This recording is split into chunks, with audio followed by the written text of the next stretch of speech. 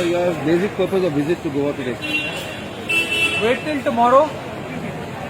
People of Goa for a very long time have been fed up with this politics of defection. Those who vote for Congress feel betrayed because Congress sells their vote to BJP. And those who vote for BJP also feel betrayed because they voted for BJP, not for Congress. But BJP stole Congress's vote.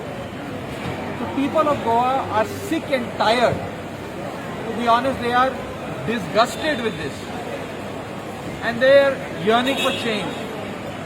On these lines, wait for a mega announcement tomorrow in Goa. Sir, one small question which I want to ask you. With the assembly elections going on as of now, all the preparedness is happening. Is the Aam Aadmi Party looking for an alliance with regional parties like MGP, Goa Forward or Congress? This visit is about teaching a lesson to BJP and Congress for betraying Goans.